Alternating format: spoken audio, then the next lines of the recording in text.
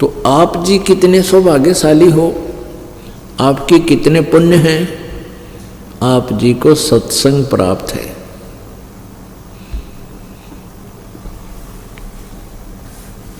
अब लाल की कीमत को जोर ही जान सकता है, आप नहीं, वो स्वयं नहीं जानता। तो ये दास जोड़ी है, आप लाल हैं। आपकी कीमत, आपकी किस्मत, आपके जो शुभ कर्म जन्म जन्मांतर के, ये दास बता सकता है आपके ऊपर कैसी कृपा है।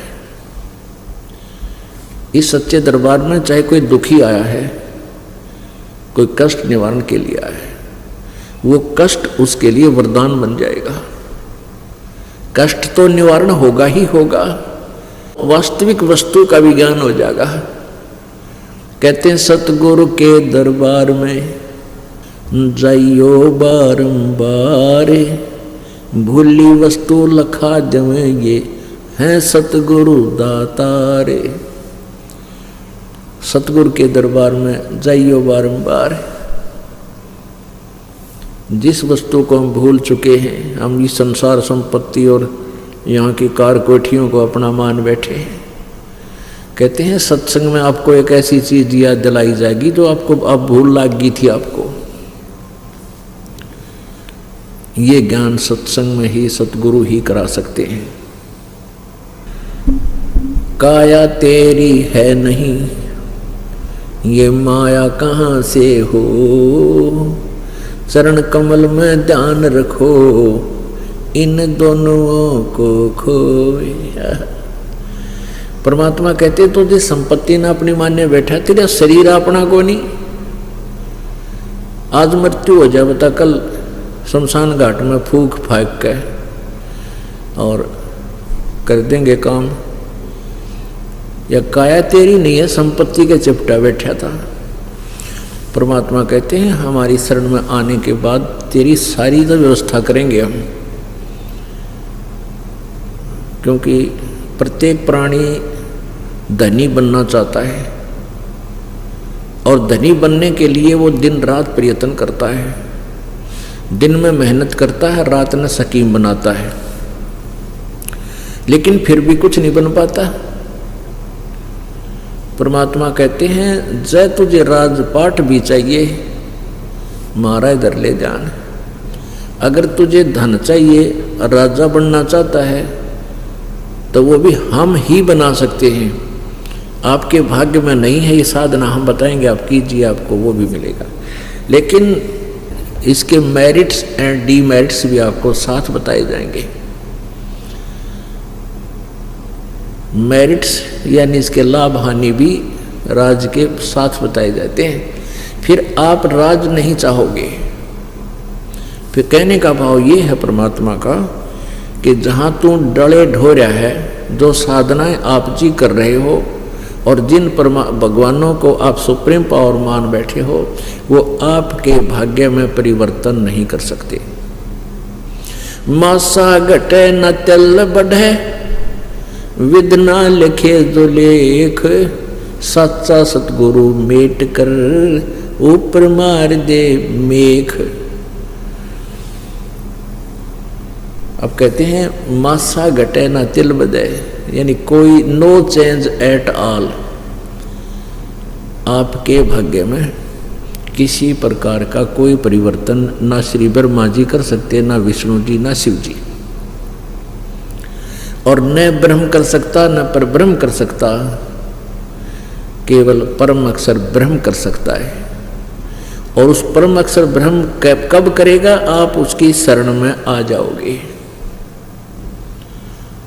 गीता जी अध्याय नंबर 18 के श्लोक 62 में कहा कि अर्जुन तू सर्वभाव से उस परमेश्वर की शरण में जा जिसकी कृपा से तू परम शांति और सनातन परम धाम शाश्वतम स्थानम, शाश्वतम माने सदा रहने वाला, अविनाशी, कभी नष्ट ना होने वाला, कभी समाप्त न होने वाले उस लोक को प्राप्त होगा, उस स्थान को प्राप्त होगा, यानी सतलोक चला जाएगा। किसकी शरण में जावे? गीता जी अध्याय नंबर 8 के श्लोक नंबर 1 में अर्जुन ने पूछा कि आपने गीता जी अध्याय नंबर 7 के श्लोक नंबर 29 में जिस तत्ब्रह्म का जिक्र किया है कि उसको जानने के उपरांत और सारे आध्यात्मिक कर्मों से परिचित होने के उपरांत और इस ज्ञान से परिचित तत्व ज्ञान से परिचित होने के उपरांत प्राणी जरा और मरण, जरा माने बुढ़ापा, वृद्धावस्था और मरण मृत्यु से ही छूटने का प्रयत्न करता है। वो कौन है? वो तत्ब्रह्म। किम तत्ब्रह्म? 8वें अध्याय के प्रथम मंत्र में, 8वें अध्याय के 3रे श्लोक में गीता ज्ञानदाता कहता है वो परम अक्षर ब्रह्म है। यानी गीता ज्ञानदाता से कोई और सुप्रीम पावर है जिसकी शरण में जाने से परम शांति, परम शांति को और सनातन परम धाम को, सतलोक को प्राप्त होगी। तो यहां कोई जीव सुखी नहीं, कोई तन से दुखी, कोई धन से दुखी, कोई धन के अभाव में दुखी, कोई संतान के अभाव में दुखी, कोई संतान से दुखी। परमात्मा परमेश्वर कबीर जी ने आगे बताया है,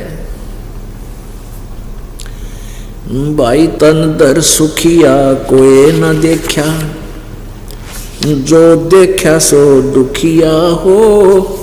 उदय अस्त की बात करते हैं, मन सबका किया विवेका हो, सबका किया विवेका हो। तंदर सुखिया कोई न देखा, जो देखा सो दुखिया हो।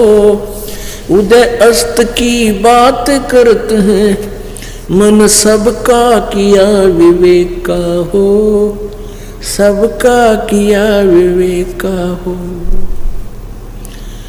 भाई जंगम दुखिया जोगी दुखिया, जंगम दुखिया जोगी दुखिया, तपस्वी को दुख दूना हो।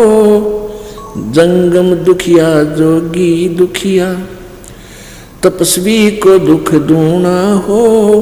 आशा तृष्णा सबको व्यापे, कोई मैल ना सुना हो, कोई मैल ना सुना हो। तंदर सुखिया कोई न देखा, जो देखा सो दुखिया हो। उदय अस्त की बात करते हैं, मन सबका किया विवेका हो, सबका किया विवेका।